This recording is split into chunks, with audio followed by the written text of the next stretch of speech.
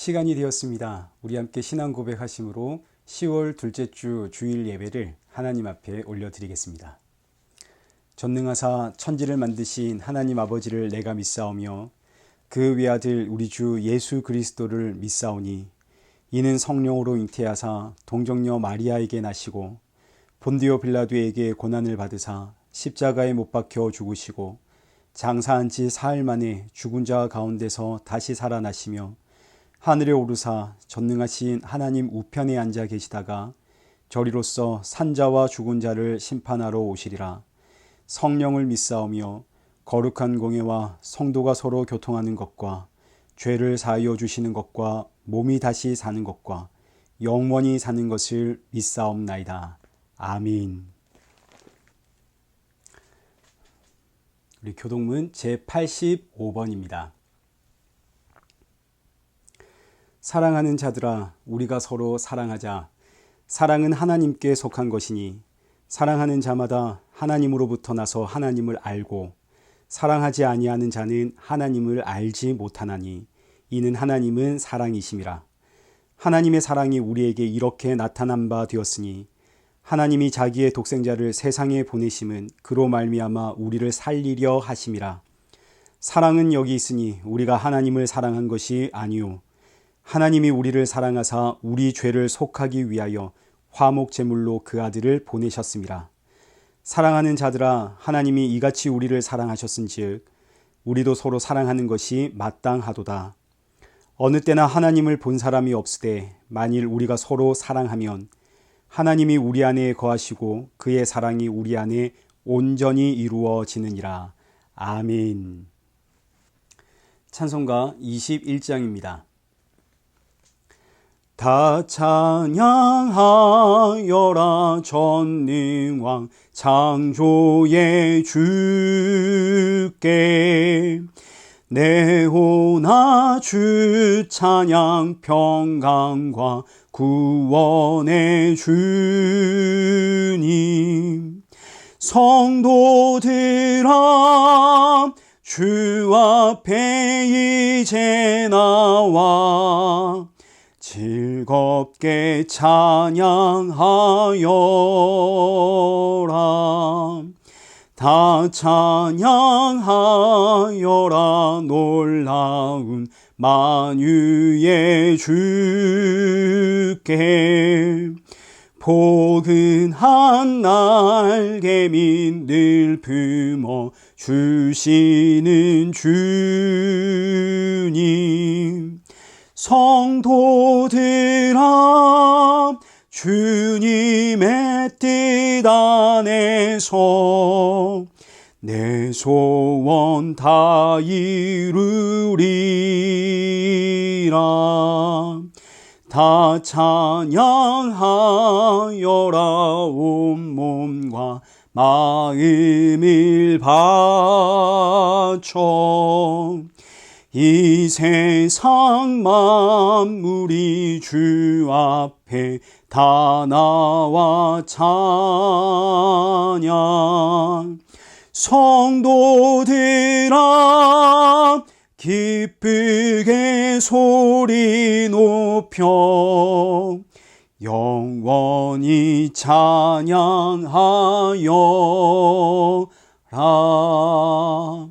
아멘.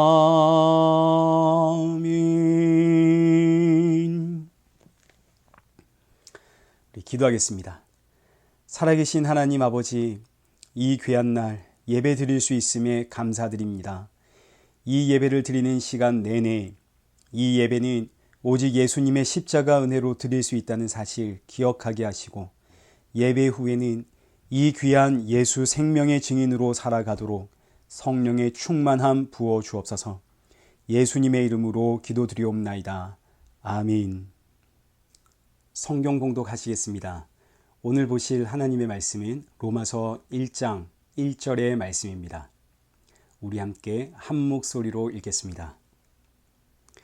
예수 그리스도의 종 바울은 사도로 부르심을 받아 하나님의 복음을 위하여 택정함을 입었으니. 아멘. 교회 소식 알려드리겠습니다. 헌금과 말씀 후원은 영상 옆에 있는 이 설명란을 참고해 주십시오. 계속해서 우리 이레교회의 새로운 예배처를 위해서 기도 부탁을 드립니다. 이레교회 온라인 라이브 예배는 주일 오후 1시입니다. 청소년과 아동부 예배는 주일 오전 11시가 되겠습니다. 수요 예배는 저녁 7시입니다. 예배에 참여하시는 방법은 줌으로 들어오셔서 회의 참석을 클릭하시고 778-878-5238을 입력하시면 됩니다. 특별히 우리 아동부와 청소년부는 우리 부모님들이 참석을 독려해 주시면 감사하겠습니다. 내일은 땡스기빙입니다. 가족들과 함께 한 해 동안 받은 은혜를 서로 나누시고 또 그 은혜에 감사하는 복된 이 한 주 되시길 축복합니다. 오늘부터 로마서 강의를 시작합니다. 오늘은 그 서론으로 로마서의 배경을 중심으로 말씀을 살펴보려고 합니다. 교회 역사에서 로마서의 중요성은 이루다 말할 수가 없습니다. 대표적인 사람이 어거스틴입니다. 어거스틴은 수도원에서 성경을 연구하던 수도사였지만 대체 내가 뭘 믿어야 하는지를 도무지 이해를 못해서 이단에 빠지기도 했고 철저한 쾌락 중심적인 삶을 살아가기도 했습니다. 그러던 어느 날, 그날도 술에 취해 집에 도착을 했는데 귀에서 환청이 들리는 거죠. 책을 열어라, 책을 열어라. 아니 여기 책이 어딨나 하고 보니까 저기에 성경책이 보이더라는 겁니다. 그래서 성경책을 펼쳤습니다. 그때 눈에 들어온 성경의 말씀이 로마서 13장 13절과 14절입니다. 한번 같이 보시죠. 낮에와 같이 단정히 행하고 방탕하거나 술 취하지 말며 음란하거나 호색하지 말며 다투거나 시기하지 말고. 여기까지는 늘 들어왔던 말씀입니다. 교회가 늘 하는 이야기 아닙니까? 착하게 사십시오. 술 취하지 마십시오. 음란하게 살지 마십시오. 다투거나 시기하거나 질투하지 마십시오. 사랑하며 사십시오. 여기까지는 늘 듣던 말씀입니다. 그런데 14절, 어거스틴, 술에 취한 방탕한 삶을 살았던 이 어거스틴의 두 눈을 번쩍 뜨게 했던 말씀 14절, 우리 주 예수 그리스도로 옷 입으라. 아, 그렇구나. 이 말씀에서 어거스틴의 두 눈이 번쩍 뜨이는 거죠. 아, 그렇구나. 성경은 예수 그리스도로 옷 입는 이야기구나. 자, 여기서부터 1000년이 지납니다. 중세 암흑시기라 그러죠. 로마 가톨릭의 신부이자 대학교의 교수였던 마틴 루터의 고민입니다. 신학 교수였던 마틴 루터의 고민은 내가 아무리 교황에게 고해성사를 하고 종교적 선행을 행하고 금욕적인 삶을 살아도 이 죄의 문제가 해결되지 않더라 하는 고민입니다.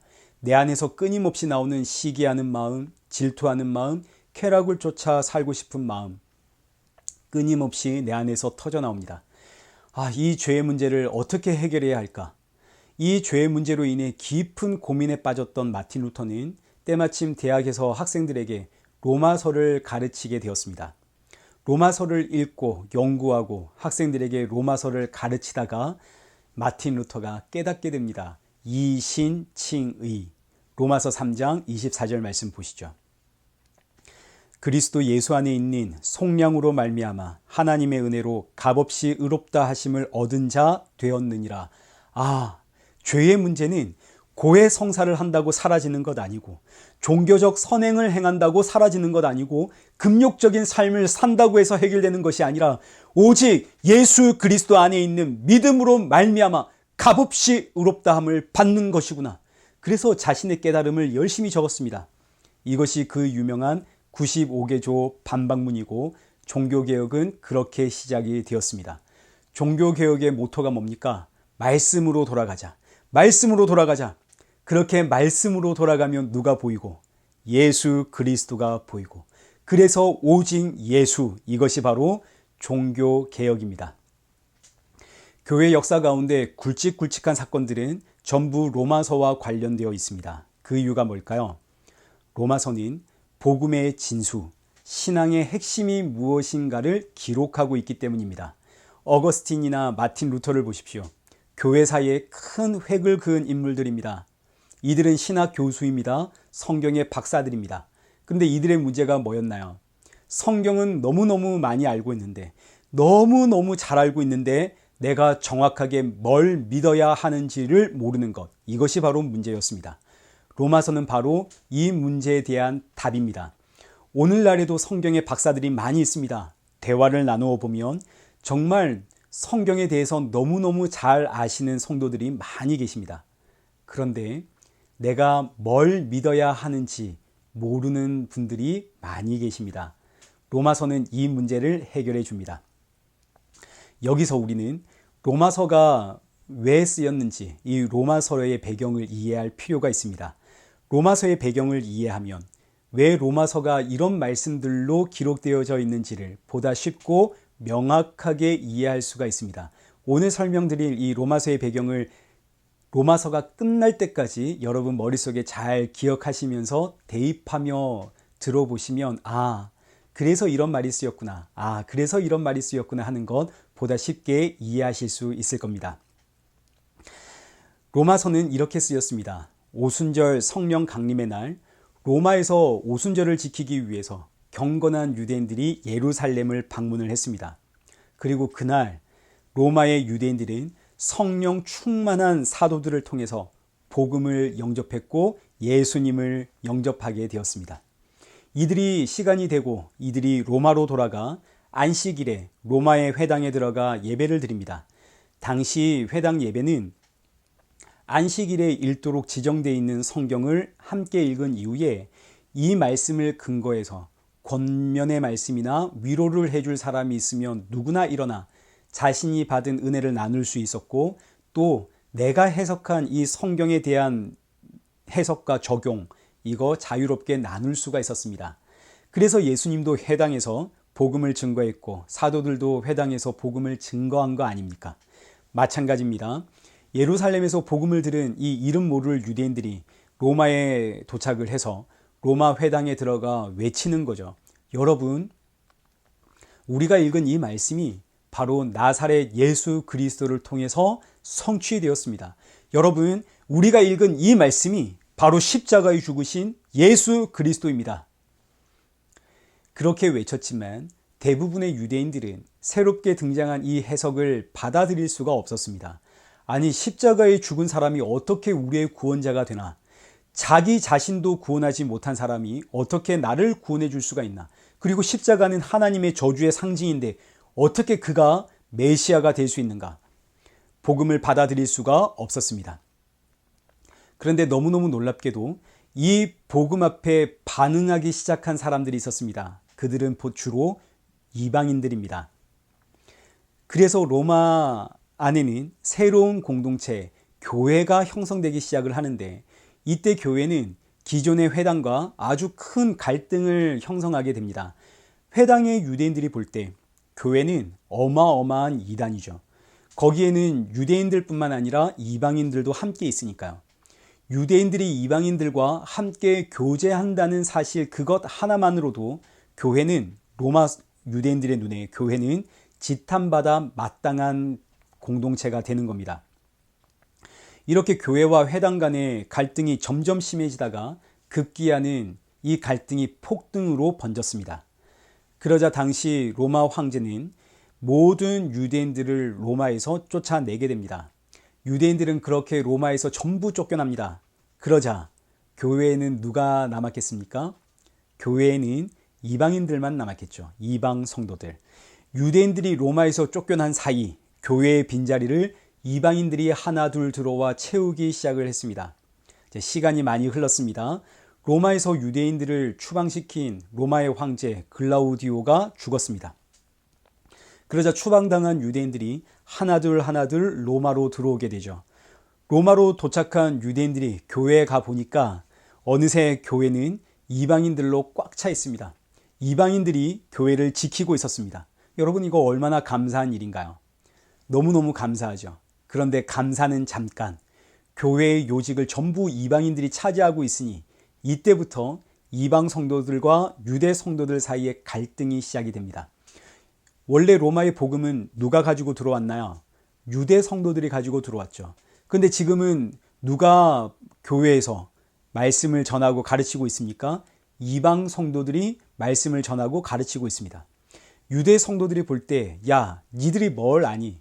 니들이 율법을 아니? 니들이 우리 전통을 아니? 니들이 성경을 아니? 그렇게 시작된 교회 안의 갈등입니다. 이방 성도들과 유대 성도들 간의 그 기득권을 향한 싸움. 나중에 로마서를 통해서 다시 한번 살펴보게 되겠지만 이 갈등은 로마서 14장, 15장 여기에 등장하는 믿음이 약한 자와 믿음이 강한 자의 논쟁으로 이어집니다. 아니 어떻게 우상 숭배한 고기를 먹을 수가 있는가? 아니 어떻게 안식일과 절기를 그렇게 마음대로 지킬 수가 있는가? 이런 논쟁들은 전부 다 유대 성도들이 이방 성도들을 겨냥한 주제입니다. 우리는 믿음이 강한 자, 너희는 믿음이 약한 자. 믿음이 강하면 이렇게 살아라, 이런 거죠. 이런 주제들을 통해서 우리가 너희보다 더 잘났다. 그러니 우리에게 와서 배워라. 로마 교회가 지금 이렇게 성도들끼리 힘겨루기를 하고 있습니다. 이 소식을 사도 바울이 전해 듣게 됩니다. 이게 얼마나 안타까운 소식입니까? 그래서 한 분도 가본 적은 없지만 로마 교회 성도들에게 우리가 믿는 믿음이란 무엇인지, 복음이란 무엇인지, 교회에서 이런 힘겨루기 하는 것이 얼마나 악한 일인지 알려주고 가르쳐주기 위해서 로마서를 썼습니다. 그래서 로마서의 주제는 믿음이 강한 자나 믿음이 약한 자나 사람의 잣대로는 얼마든지 구분할 수 있습니다. 이런 사람은 믿음이 좋은 사람, 이런 사람은 믿음이 약한 사람. 예, 그거 다 좋습니다. 그러나 구원은 믿음이 강하다고 해서 받는 것 아니고 믿음이 약하다고 해서 못 받는 것이 아니라 오직 예수 그리스도를 믿는 믿음으로 의롭다함을 받고 구원을 받습니다. 이것이 바로 로마서의 주제입니다. 로마서의 주제는 오직 예수 안에 구원이 있습니다. 그래서 어거스틴도 마틴 루터도 로마서를 보고 내가 믿는 믿음이 무엇인지, 복음이 무엇인지 명확하게 깨닫게 되는 거죠. 자, 지금까지 살펴본 이 로마서의 배경을 잘 기억하시면서 이제 로마서를 살펴보도록 하겠습니다. 오늘은 1장 1절의 말씀만 살펴보도록 하겠습니다. 1절 우리 함께 보겠습니다. 예수 그리스도의 종 바울은 사도로 부르심을 받아 하나님의 복음을 위하여 택정함을 입었으니, 이 말씀에서 살펴볼 내용이 크게 세 가지입니다. 첫째는 예수 그리스도의 종, 둘째는 사도로 부르심을 받아, 셋째는 택정함을 입었으니. 먼저 예수 그리스도의 종 바울입니다. 사도 바울이 로마의 교회에 편지를 쓰면서 자신을 소개하는 내용이 나는 예수 그리스도의 종입니다. 세상의 가치로는 절대로 이해할 수가 없는 구절이죠. 여기서 종이라는 단어가 노예라는 뜻입니다. 노예는 주권이 없습니다. 주인이 가라 하면 가야 하고 와라 하면 와야 하고 주인이 죽어라 하면 죽는 신용을 해야 하는 것이 노예입니다. 노예에게는 생각하고 판단할 권리가 없습니다. 세상 어느 누가 노예가 되고 싶겠습니까? 우리는 전부 내가 주인이 되고 싶죠. 멋지게 살고 싶고 잘 살고 싶지 노예가 되고 싶어 하진 않습니다. 혹 내가 노예라면 나의 꿈에도 소원은 자유인이 되는 겁니다. 그렇지 않겠습니까? 그런데 사도 바울은 로마서를 시작하는 그 첫 시작부터 나는 예수 그리스도의 노예입니다 하고 시작을 하는 거죠. 이게 대체 무슨 의미인가? 일단 율법에서 생각해 보겠습니다. 출애굽기 21장 2절 말씀을 한번 보시죠. 네가 히브리 종을 사면 그는 6해 동안 섬길 것이요 7째 해에는 몸값을 물지 않고 나가 자유인이 될 것이며. 자, 만약에 히브리인 같은 동족입니다. 같은 동족이 피치 못할 사정으로 종이 되었다면 그 종은 6년 동안은 주인을 섬기지만 7년째에는 자유를 얻습니다. 그런데 이때 종이 주인을 너무너무 사랑하는 거죠. 주인이 종을 정말 가족처럼 잘 대해주었고 이 종은 자유인이 되어도 지금처럼 살아갈 자신이 없습니다. 그러면 어떻게 해야 되는가? 5절입니다. 만일 종이 분명히 말하기를 내가 상전과 내 처자를 사랑하니 나가서 자유인이 되지 않겠노라 하면 상전이 그를 데리고 재판장에게로 갈 것이요 또 그를 문이나 문설주 앞으로 데리고 가서 그것에다가 송곳으로 그의 귀를 뚫을 것이라. 그는 종신토록 그 상전을 섬기리라. 자, 종이 자유를 얻게 되는 7년째, 나는 나에게 주어진 자유로 당신의 종이 되겠습니다. 나는 종이 되길 원합니다. 라고 한다면 귀를 뚫어라. 율법의 이야기입니다. 사도 바울이 지금 이 이야기를 하고 있는 겁니다. 7년은 안식년입니다. 주인의 은혜로 안식을 얻게 된 날, 자유를 얻게 된 나는 내가 가진 자유로 기꺼이 예수 그리스도의 종이 되겠습니다. 왜요? 나는 예수님 너무너무 사랑하니까요. 자, 이걸 이제 달리 표현해 보겠습니다. 사람은 원래 하나님의 종입니다. 하나님의 종으로 창조되었습니다. 하나님이 사람을 창조한 이유가 뭡니까? 하나님이 창조하신 이 창조 세계를 관리하고 다스리라고 창조하셨습니다. 이걸 우리가 청지기라고 부릅니다. 사람은 청지기, 하나님께 속한 하나님의 종으로 창조가 되었습니다. 자, 그런데 선악과 사건 이후로 사람은 하나님으로부터 끊어지게 되고 에덴 동산에서 쫓겨나게 됩니다. 이때부터 사람은 독립을 했습니다. 난 더 이상 하나님의 종이 아니죠. 나는 이제 주인입니다. 내가 나의 주인. 이제 나는 나를 위해 살아갑니다. 이것이 바로 죽음이고 사망이고 저주입니다. 사람은 생명의 근원이신 하나님으로부터 끊어졌기에 죽음과 사망과 심판에서 벗어날 수가 없는 인생이 되고 말았습니다. 그런데 이런 인생들에게 예수님이 오셨습니다. 예수님 십자가에서 나를 메고 있는 죄와 사망과 죽음의 권세를 끊어버리셨습니다. 예수님의 십자가로 이제 나는 하나님께 연결된 새로운 피조물이 되었습니다. 그래서 터져나오는 감사의 고백이 나는 예수님 너무 좋아요. 나는 예수님의 종입니다. 나는 그리스도의 종입니다. 사도 바울의 고백이죠. 구원받은 성도의 고백입니다. 예수님이 나에게 새 생명 주셨습니다. 자, 이걸 또 달리 표현하면 요한복음 8장 32절 말씀 보십시오. 진리를 알지니 진리가 너희를 자유롭게 하리라. 진리를 알았습니다. 진리가 뭡니까? 십자가에 죽으신 예수 그리스도가 길이요 진리요 생명입니다. 진리이신 예수님이 죄에 사로잡힌 나에게 자유를 주었습니다. 이제 나는 죄에서 자유를 얻었습니다. 그런데 이때 사도 바울이 깨닫게 되는 것은 나는 이제 자유야 했더니 금세 죄와 사망이 나를 다시 사로잡더라. 사도 바울이 이걸 깨닫습니다. 아니, 나는 분명 진리이신 예수님을 알게 되므로 죄에서 자유를 얻었는데, 그런데 세상에 내가 자유를 얻었어 하고 나오는 그 순간 죄와 사망이 다시 나를 덮쳐 나를 사로잡더라. 그럼 나는 이제 어떻게 해야 하나요? 예수님께로 가야죠. 예수님께 가야만, 예수님께 붙어 있어야만 죄사함이 있고 생명이 있습니다. 그래서 자유를 얻은 사도 바울이 나는 내가 가진 자유로 예수님의 종이 되겠습니다. 왜요? 예수님 떠나면 나는 소망이 없습니다. 예수님 떠나면 나는 죄에 사로잡힙니다. 예수님 떠나면 나는 죽습니다. 그래서 사도 바울이 로마서를 시작하는 그 첫 시작을 나는 예수 그리스도의 종입니다. 나는 예수님 떠나면 소망 없는 인생입니다. 갈라디아서 5장 13절. 형제들아, 너희가 자유를 위하여 부르심을 입었으나 그러나 그 자유로 육체의 기회로 삼지 말고 서로 종노릇하라. 여러분, 예수님의 종이 되십시오. 우리는 예수님의 종이 되어야 합니다. 그 이야기를 하고 있는 겁니다. 자, 이제 두 번째.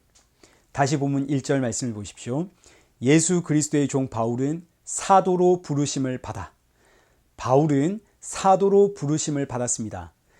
사도가 되려면 세 가지의 조건이 필요합니다. 첫째, 예수님으로부터 직접 가르침을 받아야 합니다. 둘째, 예수님의 부활을 목격해야 됩니다. 셋째, 예수님을 통해 보내심을 받아야 합니다.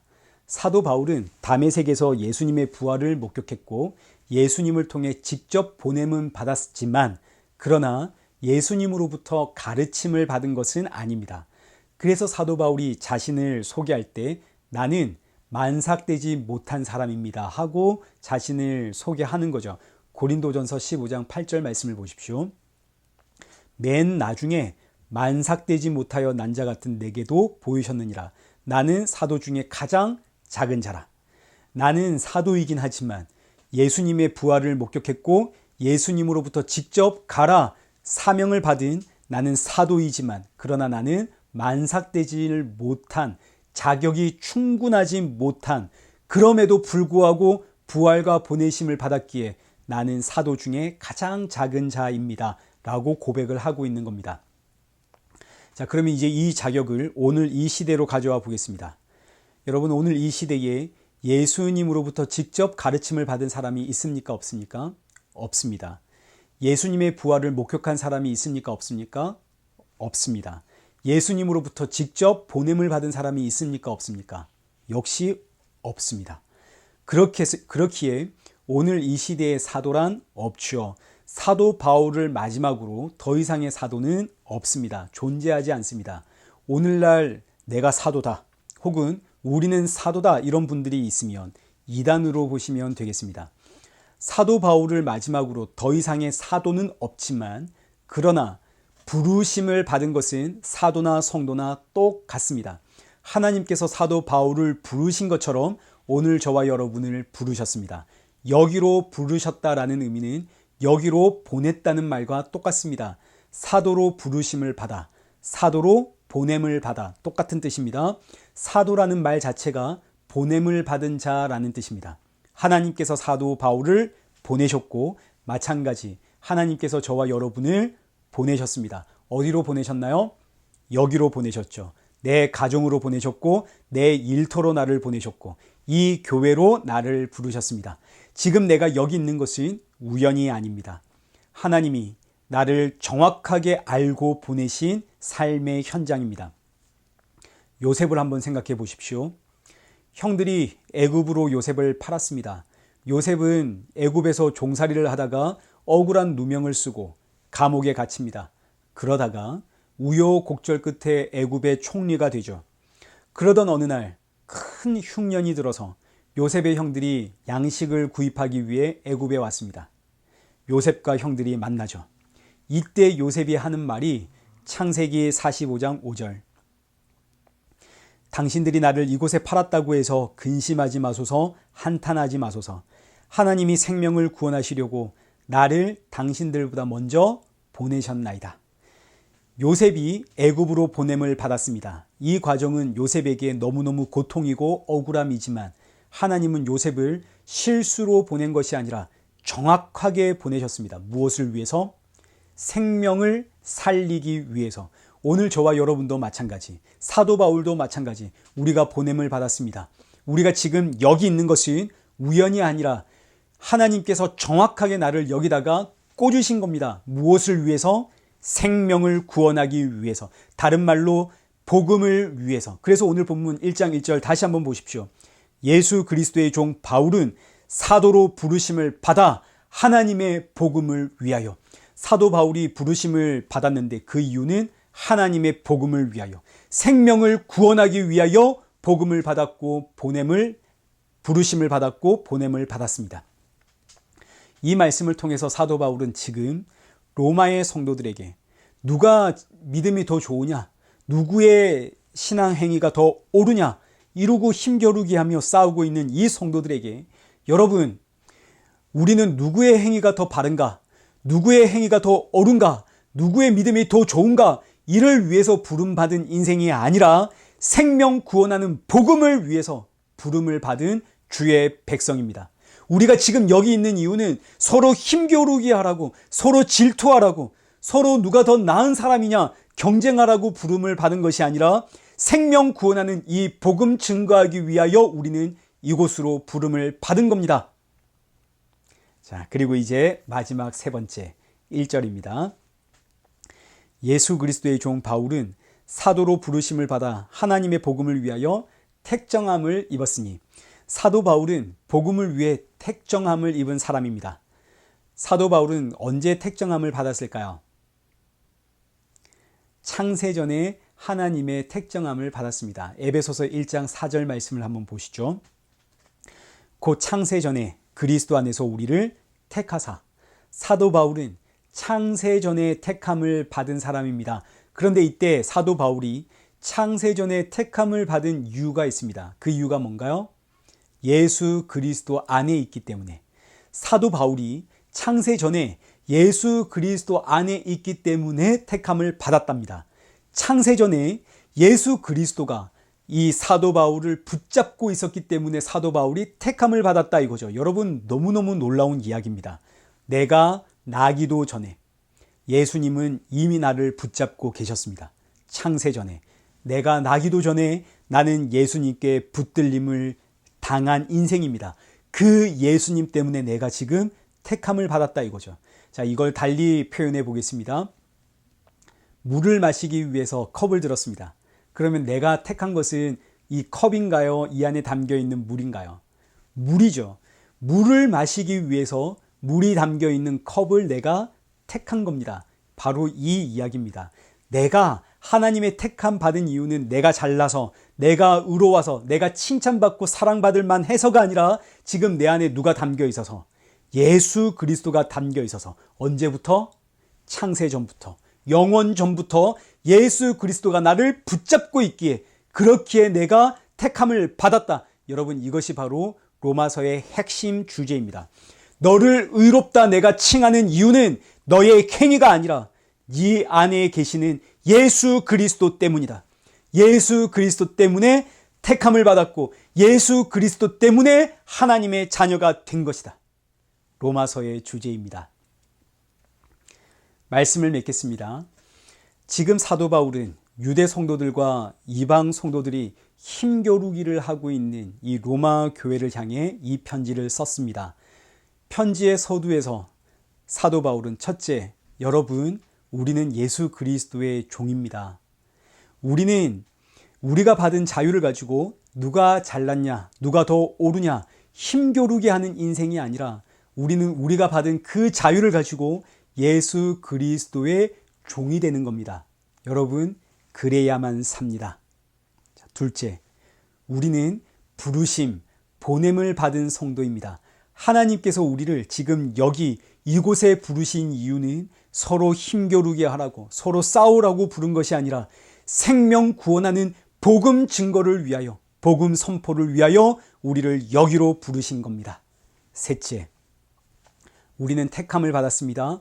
그런데 여러분, 우리가 택함 받은 것은 내 믿음이 특출나서, 내 신앙이 너무 순수해서, 내가 사랑받고 칭찬받을 만해서 내 행위가 너무너무 옳아서가 아니라 오직 예수 그리스도, 그 생명의 주가 나를 붙잡고 있기에 우리는 택함을 받은 겁니다. 여러분, 이 사실 잊지 마십시오.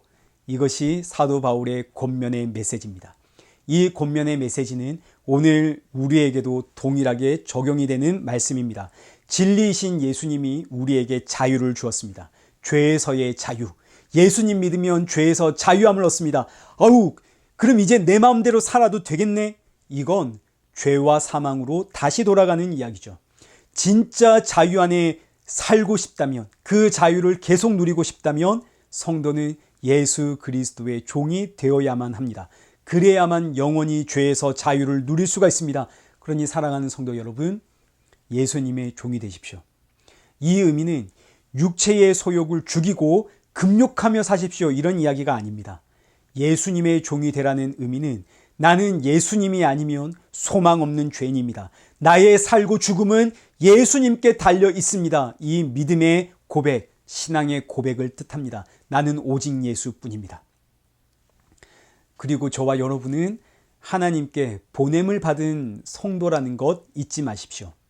이번 한 주간 저와 여러분이 살아가는 이 삶의 현장은 하나님께서 나를 정확하게 꽂아 놓으신 삶의 현장입니다. 무엇을 위해서 우리를 여기 세우셨나요? 생명을 살리는 복음 증거를 위해서.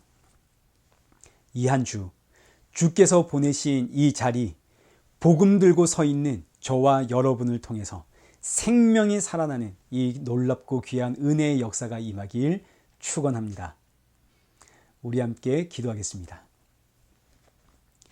살아계신 하나님 아버지, 자격 없는 우리를 불러 주의 자녀 삼으시니 감사합니다. 이 귀한 생명의 은혜가 나의 행위가 아니라 창세전에 이미 나를 붙잡고 계신 예수님의 공로임을 알기에 나에게 주신 그 자유로 더욱 주의 종노릇하길 소원하는 우리 모든 이레교회 성도들 되게 하여 주옵소서. 이 한 주도 주께서 보내신 모든 자리에서 생명의 복음 증거하는 성도 되어지도록 우리 모두에게 성령의 충만함 허락하여 주옵소서.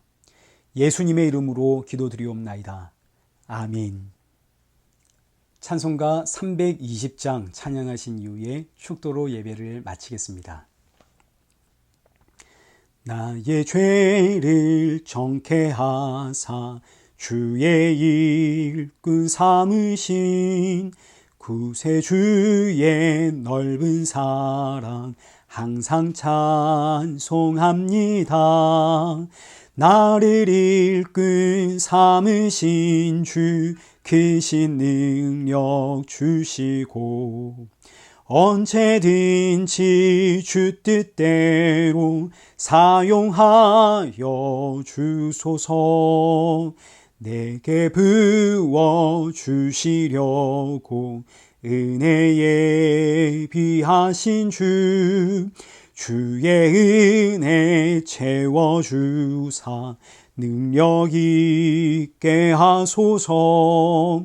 나를 일꾼 삼으신 주 크신 능력 주시고 언제든지 주 뜻대로 사용하여 주소서. 죄의 짐을 풀어주신 주의 능력 크도다. 나를 피로 사신 예수 내 맘속에 오소서. 나를 일꾼 삼으신 주 크신 능력 주시고 언제든지 주 뜻대로 사용하여 주소서. 주여 내게 성령으로 충만하게 채우사 생명수가 강물처럼 흐르게 하옵소서. 나를 일꾼 삼으신 주 크신 능력 주시고 언제든지 주 뜻대로 사용하여 주소서. 아멘.